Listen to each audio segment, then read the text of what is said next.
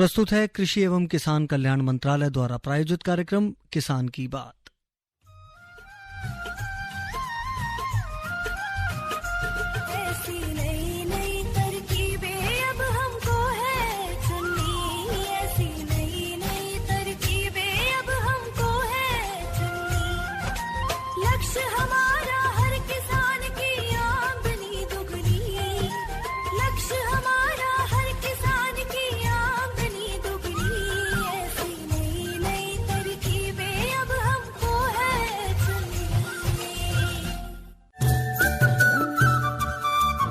इस कार्यक्रम के प्रायोजक है कृषि एवं किसान कल्याण मंत्रालय, भारत सरकार।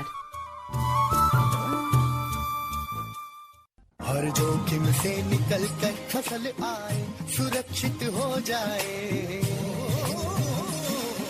फसल बीमा से हर किसान अब आत्मनिर्भर हो जाए। संकट के समय प्रधानमंत्री फसल बीमा योजना किसानों के लिए वरदान है। अब सूखा पड़े या बाढ़ आ जाए कोई डर नहीं, अब ओले पड़े या कीट पतंगे फसल खा जाए कोई फिक्र नहीं, क्योंकि हमने लिया है प्रधानमंत्री फसल बीमा। बुआई से फसल कटाई तक हर जोखिम का दावा, न्यूनतम प्रीमियम पर अधिकतम भुगतान का वादा। योजना से हर साल जुड़ रहे हैं 5 करोड़ से ज्यादा किसान। अब आपकी है बारी। नजदीकी कृषि कार्यालय, सहकारी समिति, बैंक शाखा, अधिकृत बीमा कंपनी या जन सेवा केंद्र में स्वेच्छा से करा सकते हैं पंजीकरण। फसल बीमा पोर्टल या फसल बीमा ऐप द्वारा भी कराया जा सकता है पंजीकरण। प्रधानमंत्री फसल बीमा योजना, आपकी फसलों का संपूर्ण सुरक्षा कवच। कृषि एवं किसान कल्याण मंत्रालय, भारत सरकार। नमस्कार दोस्तों, स्वागत है आप सबका कार्यक्रम किसान की बात। मैं नीलम मैदान और मेरे साथी हैं मैं रजत। स्वीकार कीजिए हमारा सस्नेह, सप्रेम आभार और नमस्कार। रजत, सुनने में बहुत अच्छा लगता है हम सबको जब हम कहते हैं कि इस पूरी कायनात में, पूरी सृष्टि में सबसे बुद्धिमान कौन है? मनुष्य, इंसान, है ना। बहुत अच्छा लगता है ये सुनना, लेकिन ये जानना और भी ज्यादा अच्छा है कि इस पूरी कायनात में हर एक की, चाहे वो मिट्टी का कण है, चाहे वो जीव है, जीवाणु है, पशु है, पक्षी है, वनस्पति है, मनुष्य है, हर एक की अपनी अपनी भूमिका है और महत्वपूर्ण भूमिका है, जिसे नकारा नहीं जा सकता, है ना। कभी कभी हमें ये जैसे भिन भिन आते हुए से ये छोटे मक्खी, मच्छर, ये मधुमक्खियां, हमें लगती है ये क्या करते होंगे भाई, इनका क्या रोल है। लेकिन सच में इनका, जो हमारी मधुमक्खियां हैं, उनका पूरी कायनात के लिए, पूरी सृष्टि के लिए, प्रकृति के संतुलन के लिए बड़ा महत्वपूर्ण भूमिका है, उनकी योगदान है। जी, किसानों की मित्र हैं वो, प्रकृति की मित्र हैं जो पारिस्थितिकी संतुलन है उसको बनाए रखती हैं, जो परागण है उसकी, जो कहते हैं ना दूत हैं उसकी। एक सर्वे ने बताया कि जो हमारे खाद्यान्न है उसके लगभग 30% के परागण में मधुमक्खियों का हिस्सा होता है। जी, है ना बड़ी बात। और आज हमारे लिए, सबके लिए बड़ी गर्व की बात है कि आज पूरा विश्व मधुमक्खी दिवस मना रहा है। जी, सभी मधुमक्खी पालक जो हमारे किसान मित्र हैं उन्हें आज के दिन की बहुत बहुत शुभकामनाएं, बधाई। और जैसा कि हमारे प्रधानमंत्री भी कहते हैं कि अब अमृत क्रांति हमें लानी है। जी जी जी। तो अमृत क्रांति की अग्रणी वाहक बन रही हमारी जो मधुमक्खियां हैं, इनको समर्पित और इनके पालकों को समर्पित इस दिन पर कुछ विशेष भी हम आज लेकर आए हैं। बिल्कुल सही बात है। माननीय प्रधानमंत्री जी ने इसे मीठी क्रांति का ही नाम दिया है। आपने शुरू में मिठास घोली और ये मिठास अभी पूरे कार्यक्रम में घुलती रहेगी, क्योंकि शहद ही एक ऐसी चीज है जो कभी खराब नहीं होता। तो रजत जी, आप क्या सुनवाने वाले हैं? क्या हमारे इस बारे में क्या विशेष है आज? बिल्कुल, आपने जो क्यों किया ना, जो पेज मोड़कर दिया है मेरी तरफ, उसमें कहीं कहीं लागत से जुड़ी बात आ रही है। जो हमारे गैर मधुमक्खी पालक किसान हैं, जरूर उनके मन में ये कौतूहल आता होगा कि किस तरह से अगर वो इस क्षेत्र में आए बाकी मधुमक्खी पालकों की तरह, तो क्या लागत एक चुनौती नहीं होगी? क्या कम पैसे में, कम लागत में, कम कॉस्ट में इस तरह का कोई व्यवसाय शुरू किया जा सकता है खेती में ही, खेती के साथ साथ? तो आपके प्रश्नों के तमाम समाधान लेकर, आपकी जिज्ञासाओं की तृप्ति लेकर ये बातचीत हमारे, और हम बता दें कि कम लागत में अगर आप मधुमक्खी पालन करना चाहते हैं तो हाँ, हम बताएंगे आपको कि कैसे करना है। और हमारे विशेषज्ञ डॉक्टर बलराज सिंह, इनसे बातचीत जो हम सुनवाने जा रहे हैं, ये बातचीत कर रही हैं प्रीति मोहन। आइए सुनते हैं विशेष बातचीत विश्व मधुमक्खी दिवस पर। जी, किसान के बात कार्यक्रम में आप सभी का स्वागत है। मैं आपके साथ प्रीति और हमारे साथ स्टूडियो में है डॉक्टर बलराज सिंह। और डॉक्टर साहब, जब आप हमारे स्टूडियो में आते हैं तो हम ये सोचते हैं कि मधुमक्खियों पर बिल्कुल बात होनी चाहिए और ये अपकमिंग जो व्यवसाय है ये बहुत अच्छे से फ्लरिश हो रहा है और बहुत बढ़िया से किसान मित्र इसमें अपना योगदान कर रहे हैं और चाह भी रहे हैं कि कहीं ना कहीं इसे अपनी जिंदगी में शामिल करें। वैसे भी कहते हैं मधुमक्खियां हमारी दोस्त हैं और आज का दिन बड़ा विशेष है। आज विश्व मधुमक्खी दिवस है और आज के दिन आप स्टूडियो में हैं, इससे अच्छी बात और क्या हो सकती है।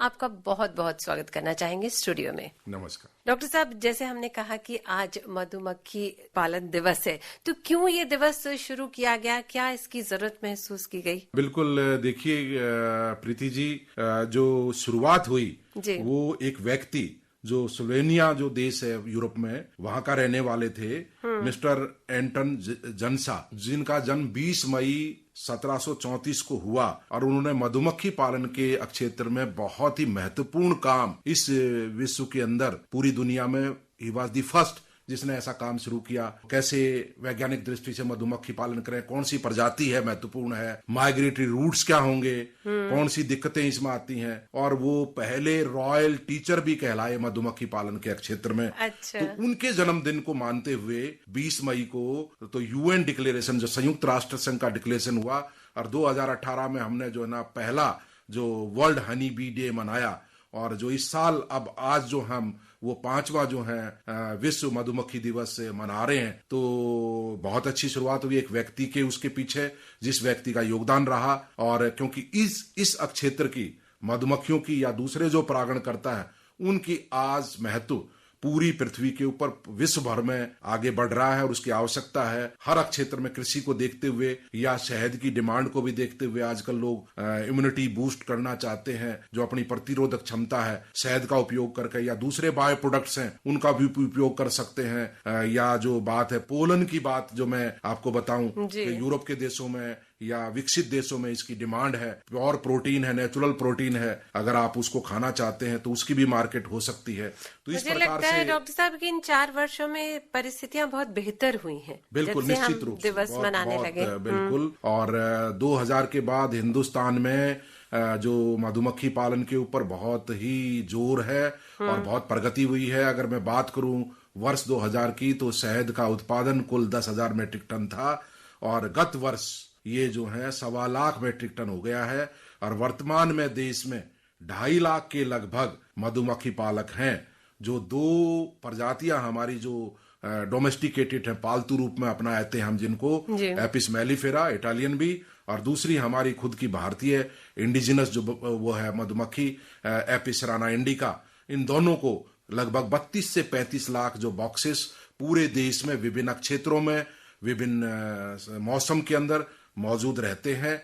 और इसकी और आगे बढ़ाने की आवश्यकता है। मैं कहूंगा करोड़ों, हमें कम से कम अगर हम पूरी देश की एग्रीकल्चर को अगर देखें, पूरे देश में लगभग 140 मिलियन हेक्टेयर एरिया में खेती होती है, अलग अलग सीजन में अलग अलग फसलों के तहत। उसमें हॉर्टिकल्चरल क्रॉप्स भी हैं, उसमें सब्जियां भी हैं, बीज उत्पादन भी है, फल के बगीचे भी हैं अलग अलग। उत्तर में आप पहाड़ों पे बात करेंगे एप्पल ऑर्चार्ड्स हैं, और आप इधर जाएंगे बिहार में तो लीची है। तो जहां भी परपरागण की बात होती है, क्रॉस पॉलिनेशन की बात होती है, इन मधुमक्खियों का बहुत महत्वपूर्ण योगदान है।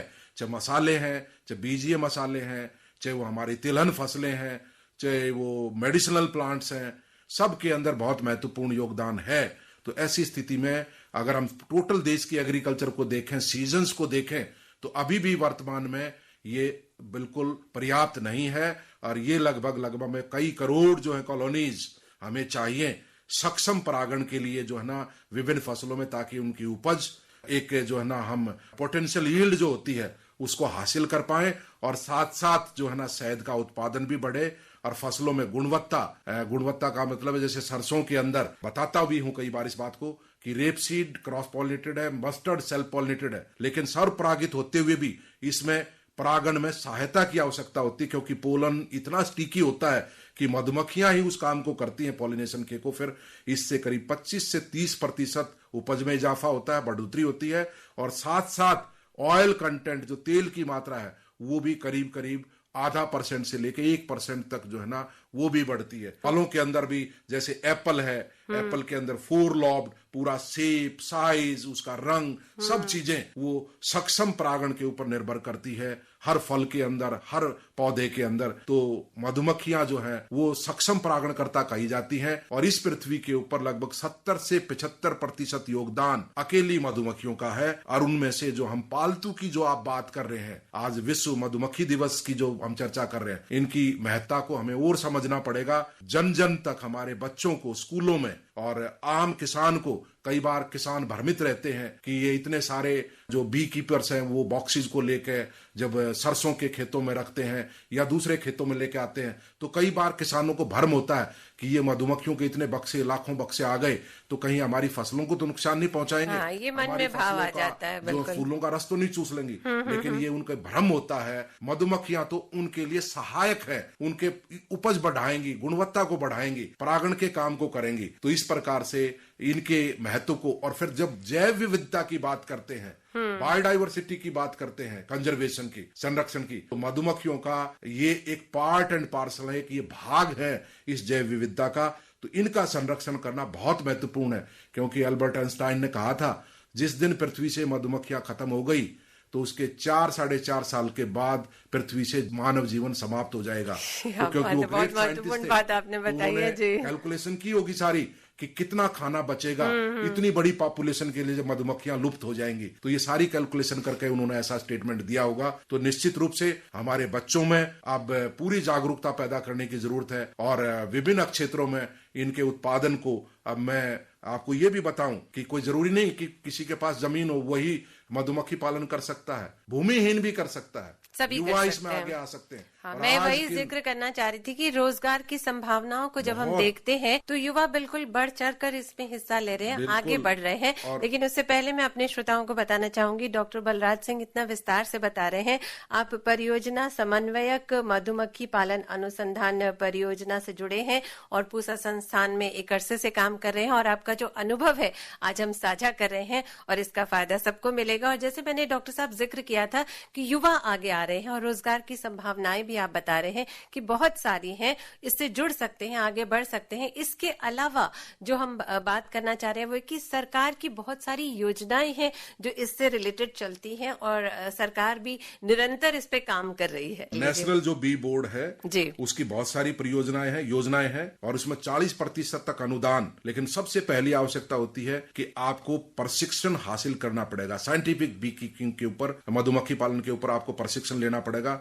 जब आपको वो सर्टिफिकेट मिल जाएगा, प्रमाण पत्र, फिर आप योजनाओं का लाभ ले सकते हैं। फिर आप जो नेशनल बी बोर्ड का या मिशन का जो पोर्टल है उस पर भी आपका रजिस्ट्रेशन हो जाएगा। तो निश्चित रूप से आप लगभग 50 बॉक्सेस से इसकी शुरुआत कर सकते हैं, 50 बक्से से। और मैंने कहा भूमिहीन युवा भी कर सकते हैं, स्वरोजगार के अवसर पैदा होंगे।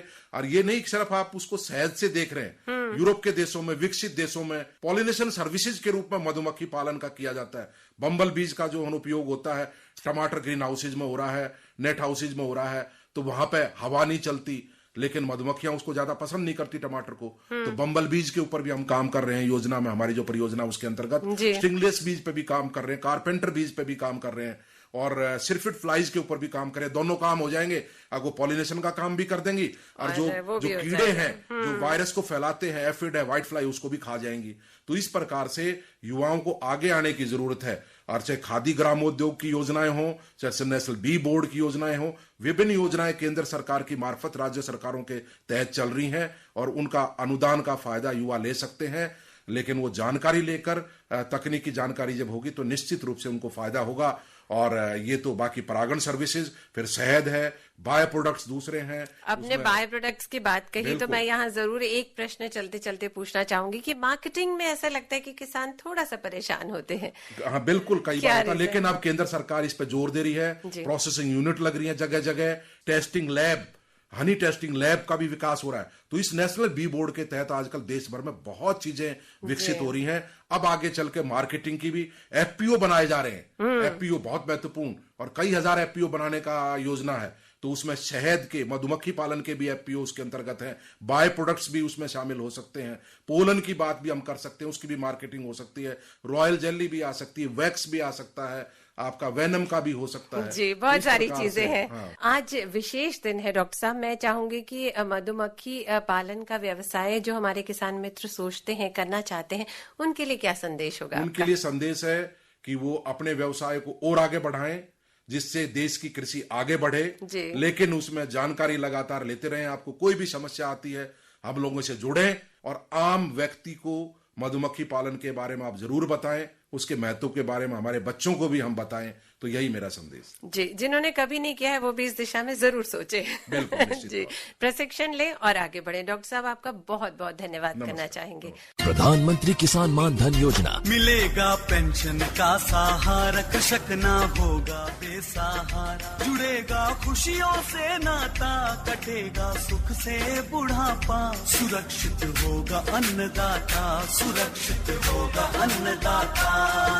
प्रधानमंत्री किसान मान धन योजना से लघु सीमांत किसानों का भविष्य होगा सुरक्षित और 60 वर्ष की आयु से 3,000 रूपए मासिक पेंशन होगी सुनिश्चित। 55 रूपए से 200 रूपए की मासिक किश्त देकर प्रवेश कर सकते हैं। 18 से 40 वर्ष तक के किसान इस अंशदायक योजना में सरकार देगी बराबर का योगदान। सभी किसान भाई बहन इस योजना के लाभ के लिए जन सेवा केंद्र में जाएं और अपना निःशुल्क नामांकन कराएं। प्रधानमंत्री किसान मान धन योजना, अन्नदाता के परिश्रम को संबल, पेंशन से सुरक्षित उनका कर। कृषि एवं किसान कल्याण मंत्रालय, भारत सरकार द्वारा जनहित में जारी।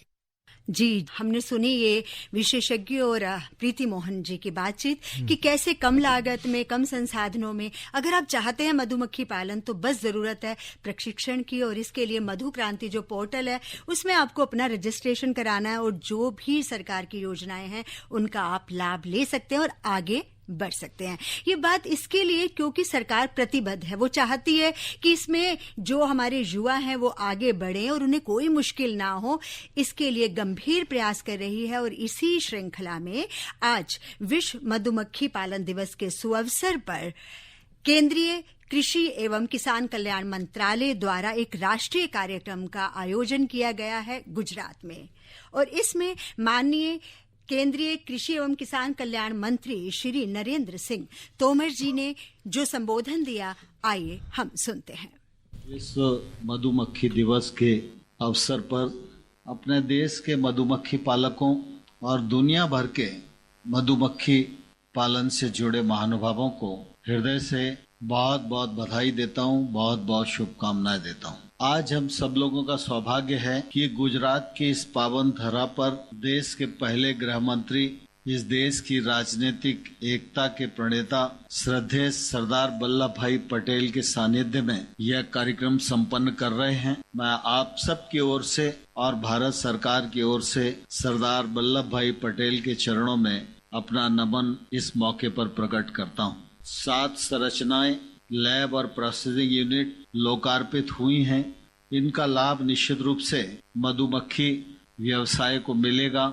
मैं इस अवसर पर भी सभी संबंधित लोगों को बहुत बहुत बधाई देता हूं। आज हम सब लोग बहुत सारे मधुमक्खी पालक एवं उससे जुड़े हुए महानुभावों से चर्चा कर रहे थे। उनकी चर्चा में जो उत्सुकता थी, उत्साह था, संतोष था, आगे बढ़ने की ललक थी, यह निश्चित रूप से प्रत्येक छोटे किसान को प्रोत्साहित और प्रेरणा देने के लिए एक अस्त्र के रूप में हम सब लोगों को इस्तेमाल करनी चाहिए। भारत सरकार ने हनी मिशन आरंभ किया है, तो हनी के व्यवसाय से किसान जुड़े, ये भारत सरकार की पहली प्राथमिकता है। लेकिन हनी का प्रोडक्शन हो, उसके वाजिब दाम किसान को मिले, उसके लिए इंफ्रास्ट्रक्चर की उपलब्धता हो, जगह जगह टेस्टिंग लैब हो, प्रोडक्ट की प्रोसेसिंग हो सके, पैकेजिंग हो सके, लेबलिंग हो सके, उसका एक्सपोर्ट हो सके। इस दिशा में भी भारत सरकार प्रधानमंत्री नरेंद्र मोदी जी के नेतृत्व में बहुत ही गंभीरता के साथ काम कर रही है। मुझे ध्यान है कई दिन पहले तक शहद का उत्पादन तो होता था, लेकिन शहद की गुणवत्ता जितनी अच्छी चाहिए उसकी उपलब्धता नहीं थी। कुछ लोग ऐसे भी थे, गुणवत्ता अच्छी हो इसके पक्षधर भी नहीं थे। जो साधन की आवश्यकता थी वो साधन भी नहीं थे। लेकिन आज मुझे कहते हुए प्रसन्नता है, भारत सरकार ने अन्य संस्थाओं के सहयोग से 3 विश्व स्तरीय लैबोरेटरीज का निर्माण अपने देश में किया है। 5 रीजनल लैबें बनी हैं, 100 से अधिक छोटी लेबोरेटरियां बनी हैं और लगभग 25 टेस्टिंग लैब पर काम चल रहा है जो कुछ दिन में बनकर तैयार होंगी। कोशिश ये है कि जो हनी का उत्पादक किसान है उसको बहुत दूरस्थ स्थान तक न जाना पड़े। जो आवश्यक सुविधा है वो आवश्यक सुविधा उसको नजदीक मिले, जिससे कि वह इस दिशा में प्रवृत्त हो सके। प्रोसेसिंग यूनिट लगे, इसके लिए भी भारत सरकार सहायता प्रदान कर रही है। मुझे कहते हुए प्रसन्नता है कि अभी 1.25 लाख से अधिक मीट्रिक टन शहद का उत्पादन हो रहा है।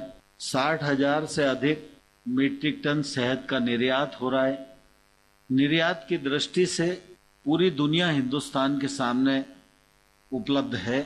हम कैसे अपने शहद की गुणवत्ता बढ़ाएं, कैसे ठीक प्रकार की प्रोसेसिंग करें और दुनिया के इस बाजार को हम कवर कर सकें, इस दिशा में भारत सरकार और राज्य सरकार की तैयारी तो है, लेकिन साथ ही साथ हमारी इंडस्ट्री, ट्रेडर्स और किसान भाइयों और बहनों की भी तैयारी होनी चाहिए। जो गति है वो गति बढ़नी चाहिए, यह समय की आवश्यकता है। आज जरूरत है छोटे किसान पर ध्यान केंद्रित करने की। उसके लिए फिर एफपीओ परियोजना हो, चाहे फिर मधुमक्खी पालन का विषय हो। या मधुमक्खी पालन के क्षेत्र में काम करने वाले हमारे मित्र बैठे हैं, मैं उनको यह अनुरोध करना चाहूंगा। सामान्य तौर पर मनुष्य की यह प्रवृत्ति है कि कम परिश्रम में ज्यादा लाभ कैसे मिले, इस रास्ते को वो अपनाता है। अगर प्रोसेसिंग किए बिना ट्रेडिंग में भी उसको फायदा हो सकता है तो वो प्रोसेसिंग में परिश्रम नहीं करना चाहिए।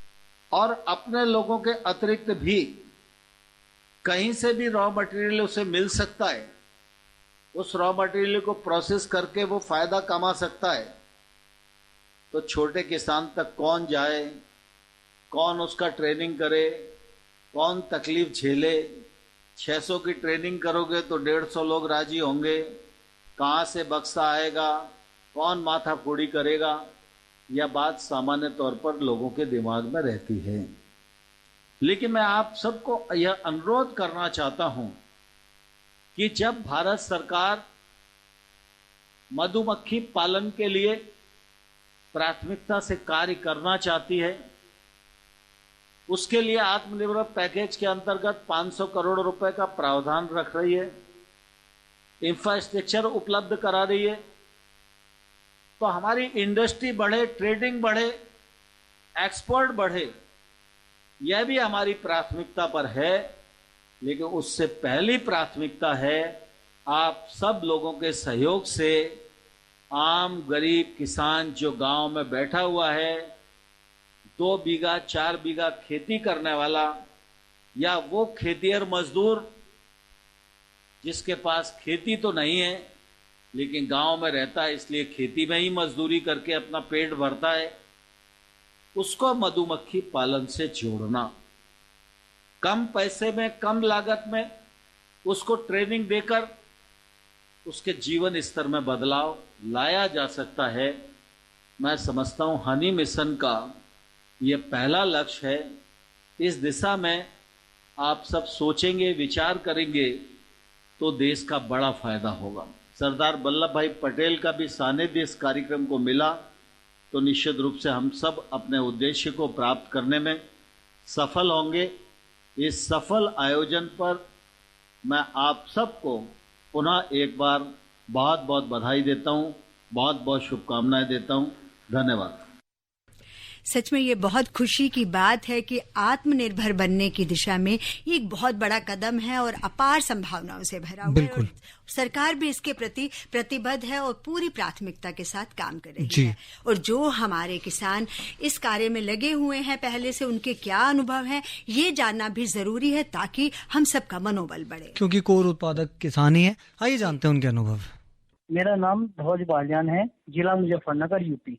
मैं विश्व मधुमक्खी दिवस पर सभी मधुमक्खी पालकों को बधाई देता हूँ। मधुमक्खी पालन एक ऐसा कार्य है जिससे खेती और बागवानी के साथ साथ इसे कर सकते हैं और अपनी आमदनी कमा सकते हैं। प्रधानमंत्री जी श्री नरेंद्र मोदी जी ने इस पर विशेष ध्यान दिया है। नेशनल बी बोर्ड के माध्यम से सभी बी कीपरों को लाभ मिल रहा है। एफपीओ के माध्यम से जो भारत सरकार द्वारा योजना चलाई जा रही है उससे 500-600 बी कीपर जोड़कर समूह बनाकर हम कार्य कर रहे हैं और इस पर अच्छा लाभ कमा रहे हैं। प्रधानमंत्री जी का फसल की पैदावार बढ़ाने के लिए मधुमक्खी की ओर फोकस किया है। हॉर्टिकल्चर के माध्यम से, नेशनल बी बोर्ड के माध्यम से इस काम को आगे बढ़ाने का काम किया है। जो हमारे क्षेत्र के कृषि विज्ञान केंद्र है वे जगह जगह पर मधुमक्खी के प्रचार प्रसार के माध्यम से बी कीपर को बढ़ावा दे रहे हैं, जिससे मधुमक्खी पालन तेजी से बढ़ रहा है और शहद में एक नई क्रांति आई है। और हम सभी बी कीपर बहुत खुश है क्योंकि मधुमक्खी पालन कर हम अपने परिवार की जीविका तो चलाते ही है, साथ में हमें अच्छे दाम और हमारी फसल की पैदावार बढ़ती है। आज एफपीओ के माध्यम से किसान अपने शहद को एकत्रित करके और अच्छा लाभ मार्केट में कमा रहा है।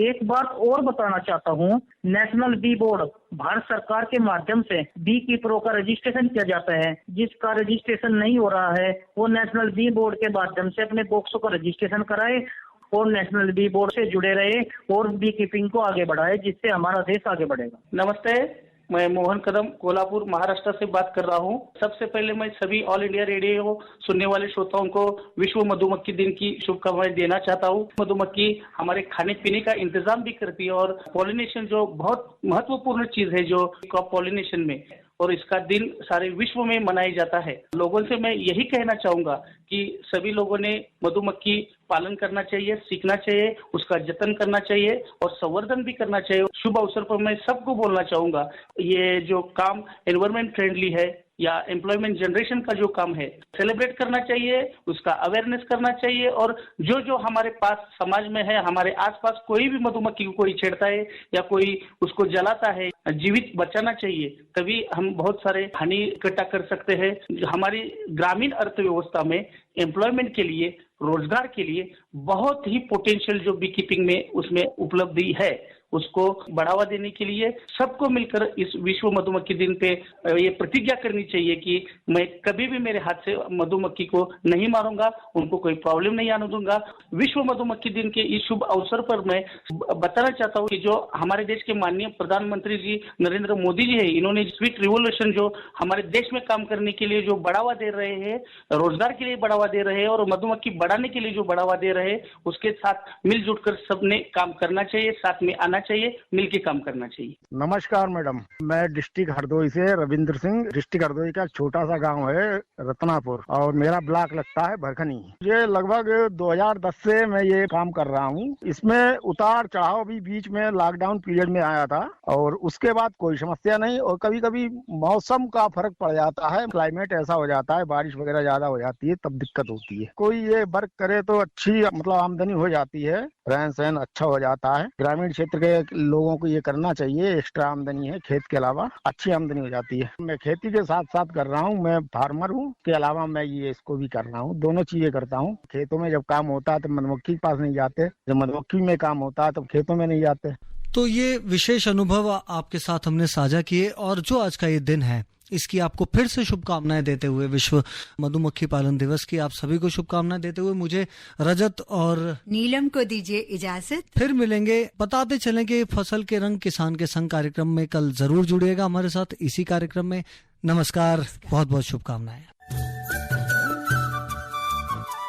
इस कार्यक्रम के प्रायोजक थे कृषि एवं किसान कल्याण मंत्रालय, भारत सरकार।